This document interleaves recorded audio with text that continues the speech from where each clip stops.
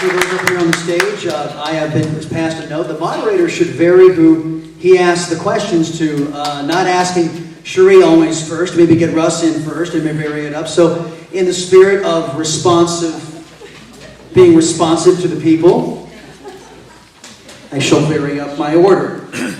A last question on immigration policies. Now look, I found this odd. I couldn't find statistics for the great state of Texas. And I can't verify whether or not this is true. But I'm told that our state forbids us from finding out this information. They collect it, they just don't release it to you and me, and I can't figure out why. The costs of illegal immigration. The feds are not enforcing the law and they're having a negative impact on the state's budgets. We know this intuitively. Recent estimates indicate that the annual cost for unauthorized immigrants is what this cut and pasted piece of data, which is what I would call illegal immigrants, in Colorado, where they actually do keep track of this stuff apparently. We're between $217 million and $225 million for education, Medicaid, and corrections. By comparison, taxes collected by illegal immigrants at both the state and local levels amounted to about $159 million to $194 million. For those of you not keeping track of the numbers in your head, basically, they are costing the system more than they are giving back, these illegal immigrants. In Colorado, I would imagine the pattern is fairly similar in states that have heavily illegal immigrant populations like, I don't know, California, and I don't know, New Mexico, Arizona, and yes, the great state of Texas. How do we stop illegal immigration once and for all? We have 3 border bills that were passed by a Congress and signed into law lawfully by a president of these United States, and there it sits, not being funded by those in Congress. So, Mr. Ramsland, you're going to go first because I took some heat as a moderator for not varying it up, so you go. How much fun. Well, look, we can send a FedEx package all over the world and track that. You know? And we give people visas and we can't find them. And 60% of our illegals came here on visas and simply overstayed it. This is nuts. So, step 1, track them and make sure that it's time to go home, they go home. Second, in catch and release. That's another ridiculous policy. You know, you catch them at the border, you give them to ICE. ICE gives them a 10-minute trial. They set the trial for a year and a half from now, and they let them go. And the next thing you know, they're in Minnesota. Well, if we're lucky, they're in Minnesota. So we just got a ridiculous deal. We've got to secure the border. We have got to have some kind of an e-verify system in place. We have to track visas and do something about that. We don't give them driver's licenses that look just like ours. Every state ought to issue a different driver's license. So when a guy shows up, it's very clear whether he's here on some kind of illegal status temporarily or whether he is really an American citizen. This is not all that hard, and we secure the border, of course. Okay, let me just stop you there, because how do we do that? Because I hear a lot of presidential candidates are saying this. A lot of folks have said, and I agree, securing the border, what do we do? What do we do to do that? You want me to answer? Yes. Great, be happy to. You know, we got a whole bunch of guys down in South Texas that are with the U.S. military, and they are training to do interdiction all the time, but they're training to do interdiction over in the Middle East. Let's let them practice on the border. We got lots of stuff to practice on there. So, I mean, that's just step 1. We've also got a lot of the technology used to do this. We can do drones, we can do cameras. One of the great ideas for a while was, let's put a bunch of cameras up there, but put it on the internet, so when you go home at night, you flip on your computer and you can pick any one camera you want. You watch the water, you see somebody going on, and you punch that button, and it notifies that sheriff you got people coming across the border. All right.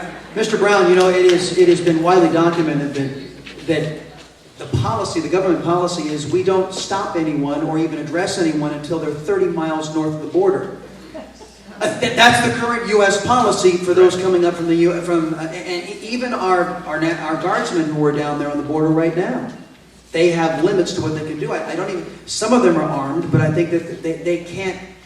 They have all kinds of restrictions on them down there at the border placed on them by the federal government. So again, the question is still the same question, but given that context, how do we stop illegal immigration once and for all? Yeah, for starters, we have to enforce the laws we have.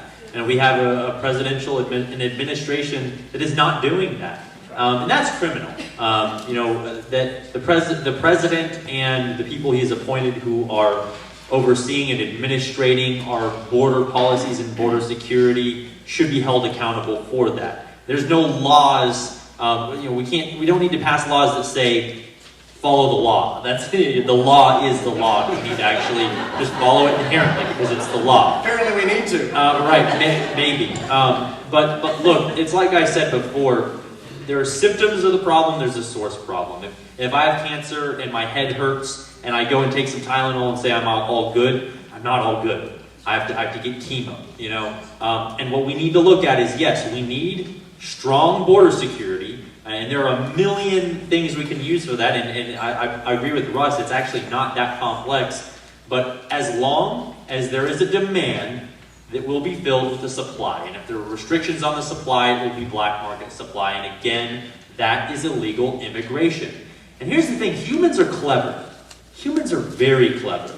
If we didn't learn that from the various insurgencies we've fought over the last few hundred years, not just the United States, but other nations, if we didn't learn that from prohibition of alcohol in the 1930s, people still, criminal enterprises were built upon it. If we haven't learned it from trying to ban guns in Chicago and New York and California and all over, then maybe we're never going to learn it. But I'm here to say that until we handle the source of the problem, which is our underlying economic policies restricting employers, and until we stop giving incentives for people to come here illegal, such as providing more services than they actually give to the state, allowing illegal immigrants to get access to welfare, we're not going to change anything. We got to handle the source.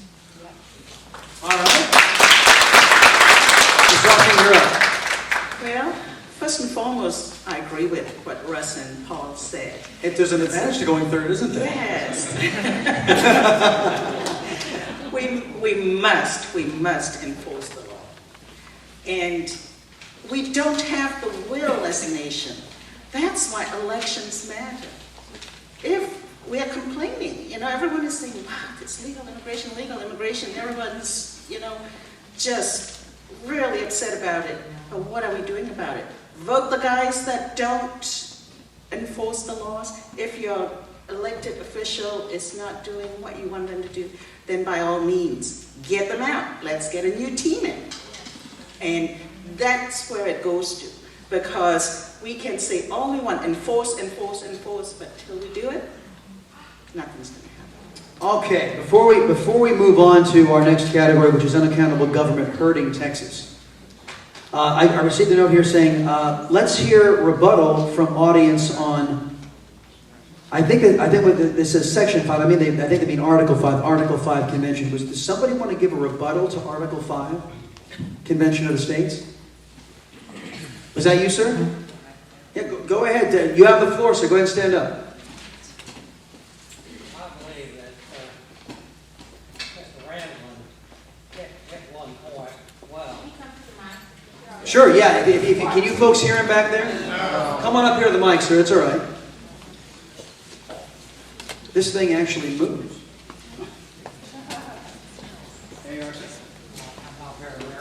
Very well prepared on this, but anyway, Mr. Ramsland hit one point, which was if we don't have people following the Constitution now, why do we think that if we change the Constitution that they would follow it any better later? The second thing, if anybody's taken a look at that Article 5, it was very poorly written and very sketchily written, and all it says is that the states can ask the Congress to call a convention. It doesn't say who's going to be in the convention.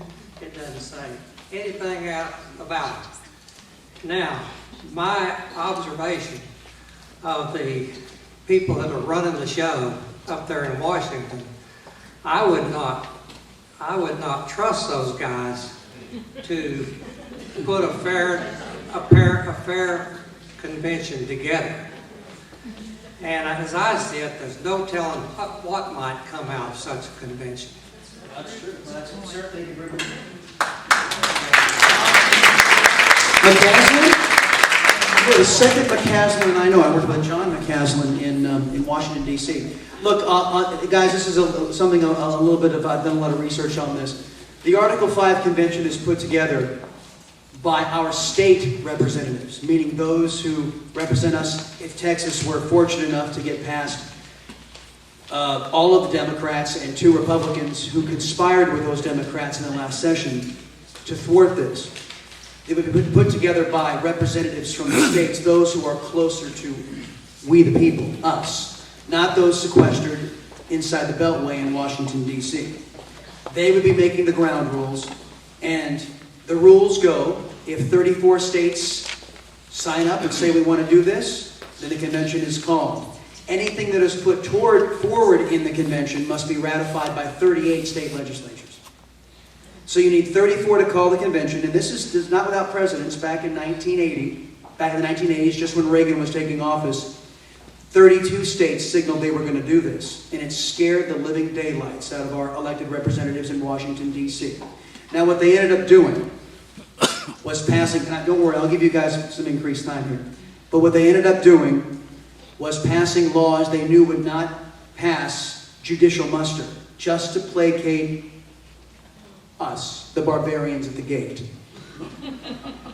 And by the time the Supreme Court struck down what was passed, the movement had disbanded, the energy was gone, and Washington, inside the Beltway, insiders were safe once again. And but it did scare the living pants out of them. This idea that, oh, the people have it in their minds that they're in charge.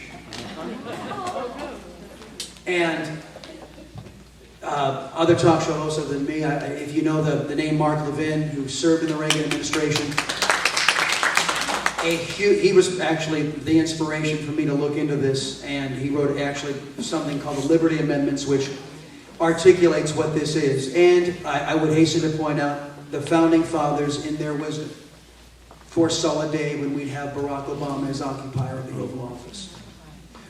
In their wisdom, knew that we would one day have a bunch of bureaucrats up in Washington, D.C. electing themselves more power, electing themselves more authority, and got it in their mind that it was they, instead of us, who made the decisions. And this was a remedy that was proposed. I'm not saying that, and as I understand it from those who are in the Assembly of State Legislatures, they're doing this one amendment at a time. It's not going to be they're not going to rewrite the whole Constitution in one sitting. You can be assured of that. But the article does not give the state authority to set the grounds. Actually, the state legislatures are saying it does. And they are articulating the rules, and they are finalizing those rules, as I said, in Philadelphia coming up in the summer. Now, they may get blowback from Washington, D.C., and you know what, frankly, folks, I pray they do. I pray the folks in D.C. rise up and say, what, this is ridiculous. Listen to the people? What? I really hope they do. Okay, let's move on now. We'll move on to unaccountable government hurting Texas, but I want to get in one more question from the audience here, if I can, guys. What is your opinion of Mr. Obama's executive order requiring gun control and its effect on our Second Amendment rights? What, if anything, can be done to circumvent his imperial order and preserve our Second Amendment rights? We will start off with Mr. Brown on this one. What do you think of the order, and what do you think of what can be done to stop him at this point? Well, I'm against the order. A little about my background. I started a gun store in 2013. I'm a firearms instructor. I was an expert marksman in the Marine Corps. I own more guns than I can count. Listen, guns are kind of my thing. I've written articles for the Washington Times on guns. I just submitted an article to the Marine Corps Times on guns. Look, I know the laws, and Obama did the most he possibly could with this executive order, which was just about diddly squat. This is not the first executive order he's passed on guns. The ones he's enacted before also did virtually nothing. I'm totally against it. I'm against literally all federal, state, or local restrictions on the purchase of firearms for qualified buyers. Obviously, due process is a whole different thing, but essentially, I'm against it. And what we can do is, ideally, the next president will nullify those executive orders, but they were literally so inconsequential in what they accomplished. Even the liberal left kind of said, what does this do again? And what it does is it changed the definition slightly of who is considered an official gun buyer, like would need a federal firearms license. And essentially, it still basically covers people who buy and sell guns for a living, which are the people that already need federal firearms licenses. Well, on the substance of that, my understanding is that individuals who, if I wanted to sell a firearm to Carol, yes, I can because we live in the same state. We have to go through a dealer if we cross state lines to that's do it. correct. What Mr. Obama wants to do is if I wanted to pass it on a firearm to my daughter, I wanted to sell it to Carol, I'd have to be licensed as a dealer just to make that simple transaction as a citizen. He wants to do that, but the actual language of the executive order does not make that occur. Again, he wanted that, and he wanted to imply that was the case. He wants to scare Americans into not owning guns and not selling or buying guns. Really? But literally, the language of the executive order, I will sell you a gun right now. And it will be 100% legal, no background check or anything. As long as I'm not doing it as a business, then I'm just fine. Yeah, and you know what? There's precedents for this, folks, down in San Antonio. The city down there passed an ordinance. You couldn't carry a firearm, a long rifle inside of the city. And people said, okay. Okay, it was completely unconstitutional in the state of Texas. And they had no right or authority to do it, but they did it praying and understanding that the liberal folks who live in San Antonio didn't know their rights. Yeah. Ms. Roughneen, please, what do you think about All I can say is these guys up there and some of the gals, I don't know why they're afraid of guns. A gun doesn't get up and shoot people. It's an inanimate object that someone has to load up the gun, pick it up, and use it. So I don't know why they keep wanting to control guns. They need to, if somebody is mentally ill, give them the treatment. But you cannot stop a criminal from obtaining, there's so many guns out on the market. Let me tell you, if you are a gun owner, somebody could come into your house, break in, take that gun, and the police may not even know where that gun went. So they're pandering to the fears of the public. I think somebody needs to call them out on it. And Mr. Ramsland, how about you? What do you think about the executive order and what, if anything, can Congress do to push back on this stuff? Well, tell you where I'm coming from. I'm kind of a fan of the Second Amendment. Just show up in my living room about 11 o'clock one Saturday unannounced and you'll find out. God made man, but Winchester made him equal. So, in my view, not only is this thing completely out of bounds, although I happen to agree with Paul, the language of the bill is not as powerful as what Obama wanted to have happen, because he did want exactly what you're talking about. In fact, he wanted to make it illegal to pass these guns along to your children. And in New York, by the way, if your children do not have a concealed handgun permit, they cannot inherit guns. So this is the direction.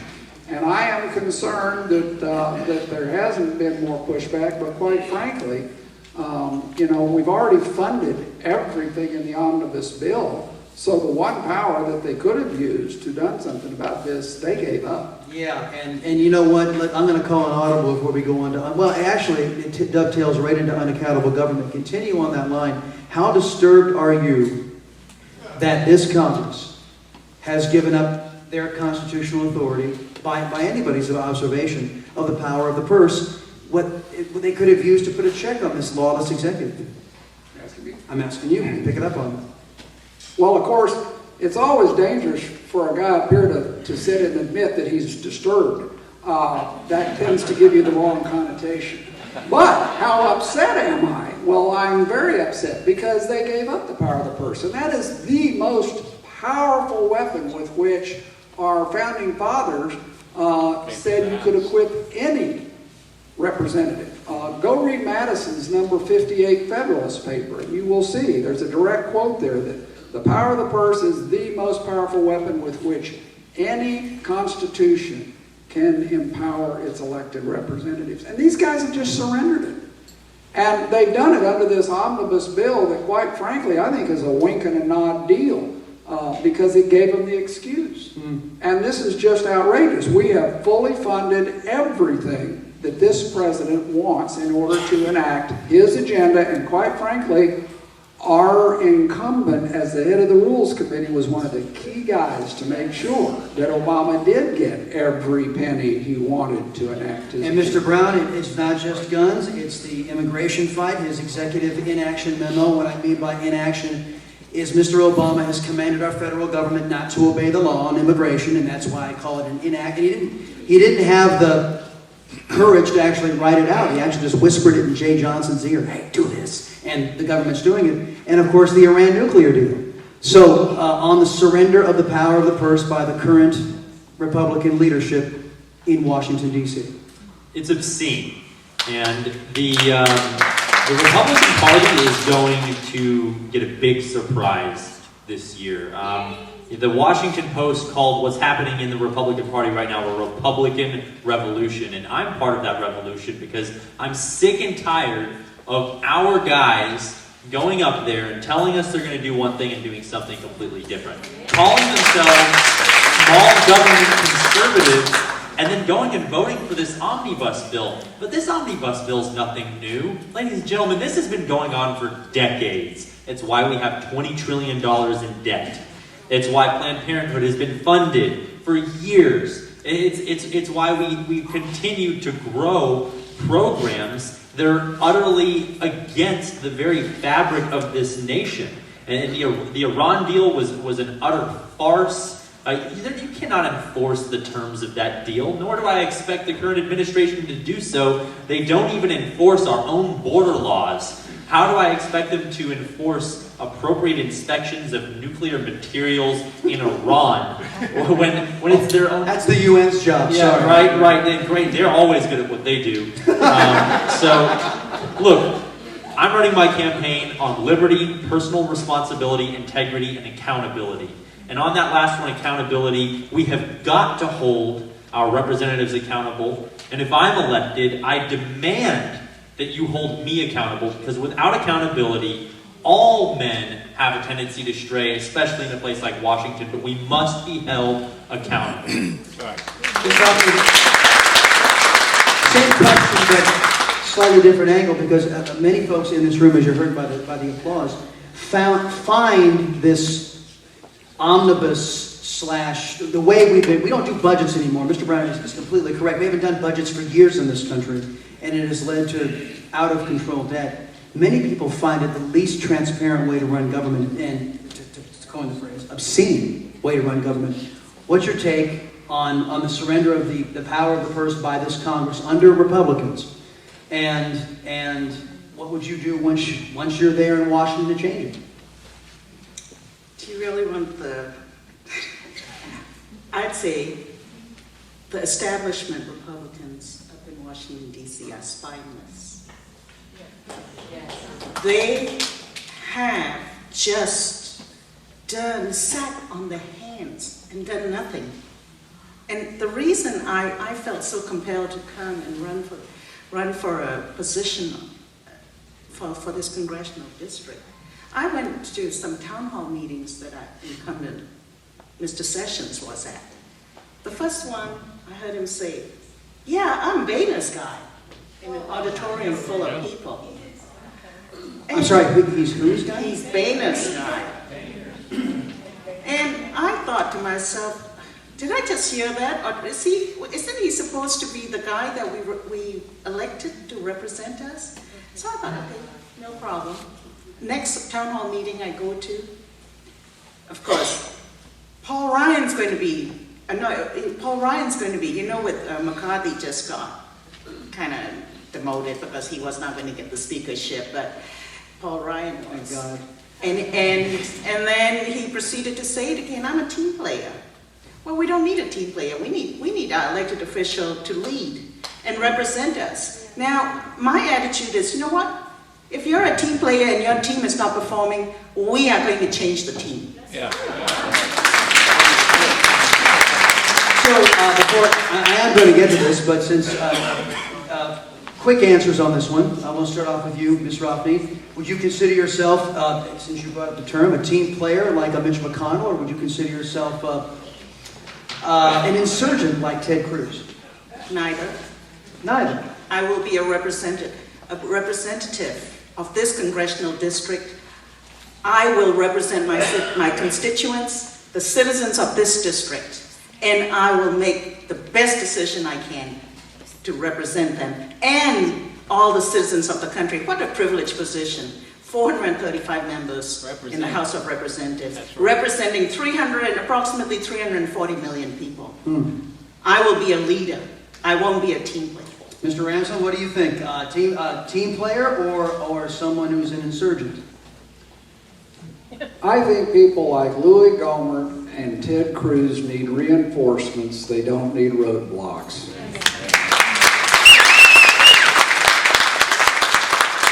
I think that Washington's priorities are not our priorities. I think that the Republican leadership, quite frankly, is in it for the money and the power, and your ideals come in dead last. So I'm perfectly happy to be an insurgent. I'm perfectly happy to join with the Freedom Caucus. I'm a Dave Brat, Louis Gohmert kind of guy. Mr. Brown, I know you know what it means to get in there and mix things up with your history.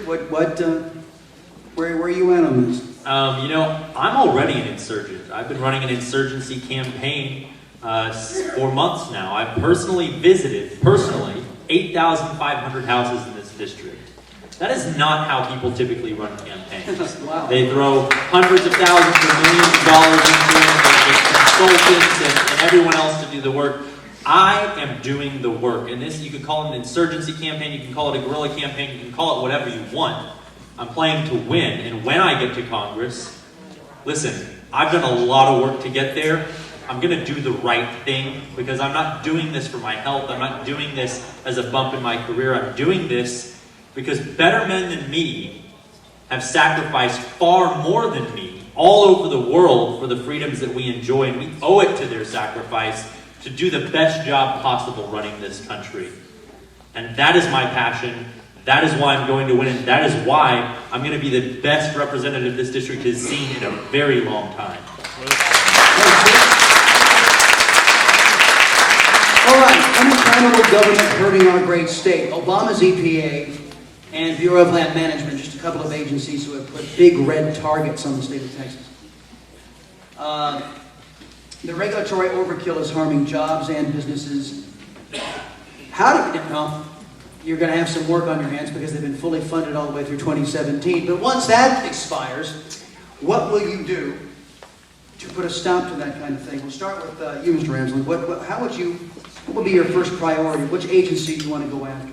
Well, I think the EPA, first off, you've got to go after right away. I mean, the EPA is so far out of bounds of their congressional mandate. It's unbelievable. And the Congress could rein them in if they wanted to. But they just simply aren't willing to do that because they get a lot of lobbyist money not to do that.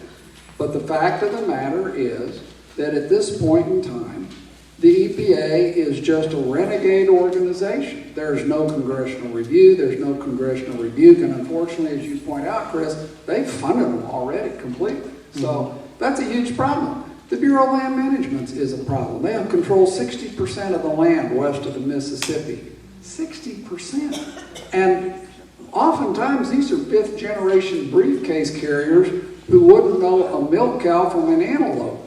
I mean, when we had some of these guys come out from the Department of Education after the 76 Act where they, Department of Energy, after the 76 Act to Midland.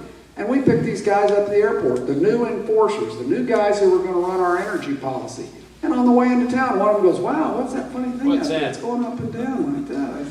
I said, it's called a pump jack.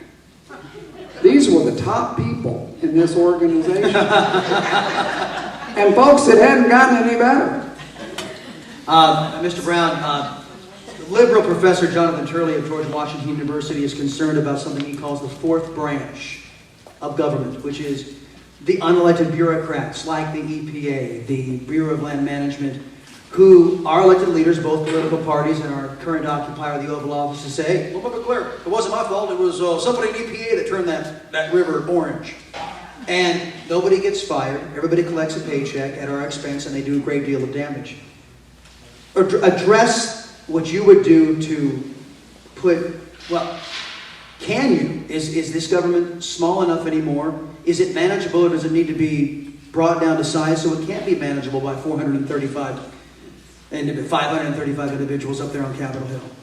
Yeah, this government's way too big. And you said earlier, which agencies would you want to get rid of? You said that to Russ. I felt like a kid on Christmas. Oh, man.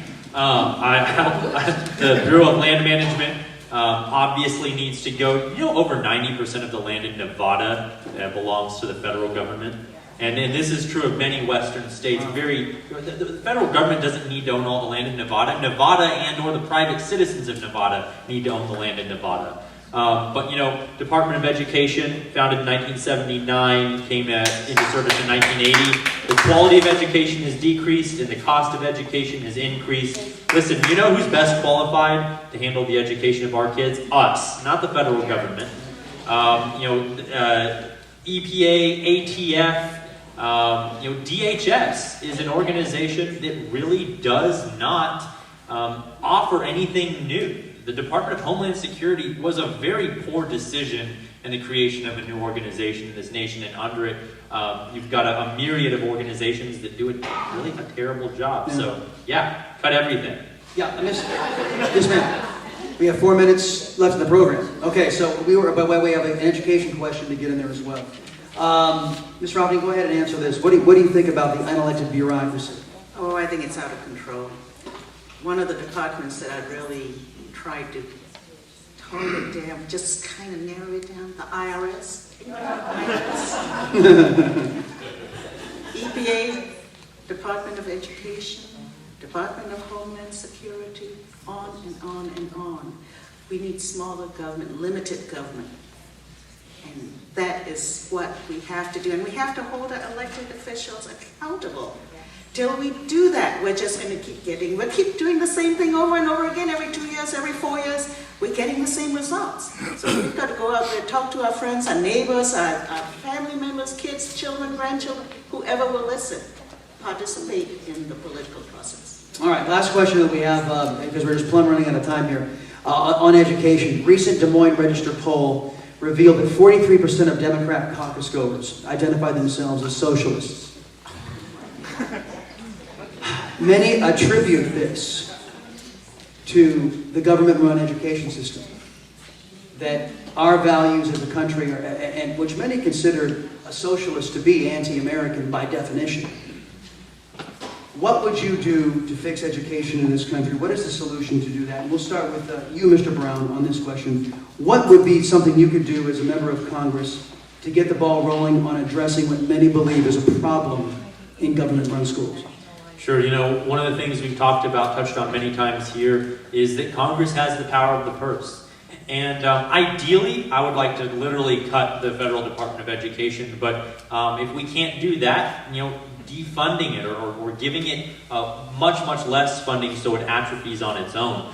Look, I mentioned before that 50 states, it's the great American experiment. However a state or locality wants to run their education, that's on them. But when you put this giant, over $100 billion a year federal organization on top of that, you bind everyone, and you're taking away education freedom. So I think the biggest step would be getting the federal Department of Education out of our lives, out of our kids' educations, out of our states, and out of our localities, and let the parents make the decisions at the local and the state level. And if states like California and Maryland want to run their education systems into the ground, that's on them. But the state of Texas should have the ability to excel because we believe in liberty. Mr. Ramsland, what do you think? I think that what you do is you take the money that's going to the Department of Education and you just block grant it to the states and let the states solve the problems. And if you got to leave a little DOE there to study, lizards and things like that, fine, for a while, but you phase that out too. And eventually you start phasing down the block grants so that they quit taking it in the first place. Why are we round tripping all this money to Washington, for Pete's sake? It's our bacon. Let's just leave it here with us. So, I think you get rid of the Department of Education by block granting things out. You get rid of the whole Common Core mess. That is nothing more than a socialist propaganda machine to teach your children how awful America is, or at least their version of how awful America is. And only in that manner are we going to be able to take control of the dialogue again with our own children. Ms. Roughneen, what do you think? I think the education process has to be completely reviewed. What we teach our children in the classrooms, what books they are reading, it all matters. My child was educated over here, went through the Armstrong, McCullough, Highland Park High School, all right? And she used to call it, it's a bubble. But the books that the children are taught, the parents need to read some of those books. And then you'll find out that's where the propaganda is coming in to the children's minds. So I'm not surprised. So we as conservatives need to really study what books these children are being taught of. All right, very well. Now, guys, do we have enough time? Because I took up a time on an explanation for Article 5. Can we ask one on national defense? And then I promise that'll be the last one. Do we have the time? Members, are you okay with one more question? Because we just went through the Iran nuke deal. I'd like to get these folks on the record for that. Not only that, guys, we live in a time where Iran has just fired unguided rockets at the USS Harry Truman. We live in a time where, against United Nations resolutions, the Iranians have test-fired ICBMs capable of carrying nuclear payloads. We live in a time where Qasem Soleimani, who is the head of the Quds Force, has visited Moscow to make an arms deal against the United Nations resolutions to do so. And we have all been just treated to the picnic of seeing 10 American sailors on their knees with Iranian guns pointed at their heads, used as propaganda ahead of this disastrous nuclear arms deal. And this administration does nothing. As a member of Congress, as we have sat, I have sat in stunned amazement that our members of Congress are not shouting from the rooftops at every single camera they can find. What would you do? And Ms. Roughneen, we'll start with you. I would be making so much noise that every single media outlet would be following me. It's a disgrace. Have we not learned from our Americans being taken hostage during the Jimmy Carter era? Why do we keep thinking that we can appease these criminals? They are criminals. They take Americans as hostages, and then they're talking like we're trying to negotiate prisoners to be released. These poor men didn't do anything. They just got thrown in jail. Obama, Kerry, Hillary Clinton, this administration is corrupt. And I can't imagine why he keeps doing what he's doing, but to bring America down to its knees. It broke my heart when I saw those sailors with their hands on their head and down on their knees. I wanted to go and kick their ass. Sorry. I think you described the sentiment of everybody in this room. Mr. Brown, I know this one hits close to home for you. Definitely. I joined the Marine Corps in 2005. I was in for 5 years. I worked in intelligence there, honorably discharged in 2010, and then I worked at the Defense Intelligence Agency for another 4 years as an intelligence analyst still. I deployed to Iraq. I've got friends and family, a lot of friends and family that have deployed to Iraq, to Afghanistan. And look, I know warfare. I wrote a book on war called Total War, America's Roadmap to Victory.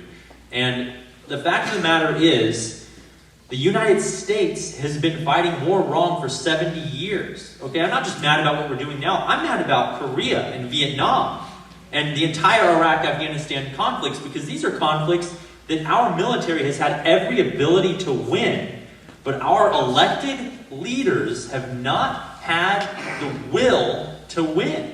We go into conflicts that we do not commit to win, but we commit the lives of other people. And this has got to stop, and it means leadership that knows what they're doing and is willing to commit. Thank you. And, Mr. Ramsland, I'll give you one more. North Korean nukes going off. Again, a testament to another Democrat's failure in office. What would you do? Well, unfortunately, at this point, our options are a little bit limited because our Navy is in very poor shape. We have a 272-ship Navy. We should have a 600-ship Navy. We should have 15 carriers. We don't. We have 10. We need at least 90 submarines by 2020 to shadow the Chinese 70 submarines forecast for 2020. We have none of that. We do not have the missile replacements. We don't have the material. We don't have the men. Our average deployment rates are going 8 to 10 months instead of 6. And that was what ate us out during the Carter years. People will not re-up when they are going to be gone on 10-month sea cruises. And I can go on and on and on. But the point of the matter is we have to rebuild the military. And we have to be so strong that no one is ever going to challenge us, and thereby we will once again secure the peace. And as one voice in the Congress, if you are fortunate enough to represent the 32nd Congressional District, how can you stand out? How can you be the one that changes the national conversation? We've heard Louis Gohmert evoked here. We've heard several other members of Congress. How can you be one of those individuals? I think it starts with a conversation about the bureaucracy inside the Pentagon. We had 372,000 civilians in the Pentagon during the Reagan years. We now almost have 1 million, just like 980 some odd thousand. We have more admirals than we have ships.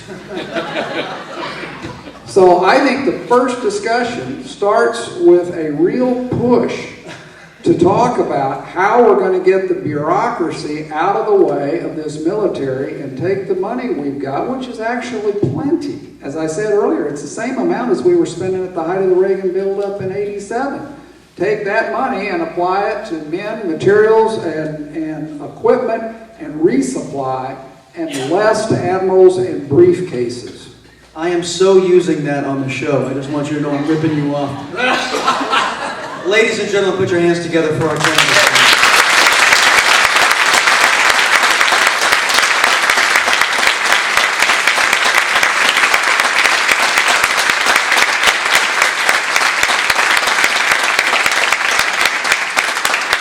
One last shameless plug for the show, WBAP, 9 to 11, right before Rush Limbaugh. I hope you guys can make it. And call in, especially, the phone lines will be open tomorrow. If you have a reaction about what you heard tonight, share it. Let the rest of the Metroplex hear what you have to say. Appreciate you having me here. It's been an honor. Thank you very much.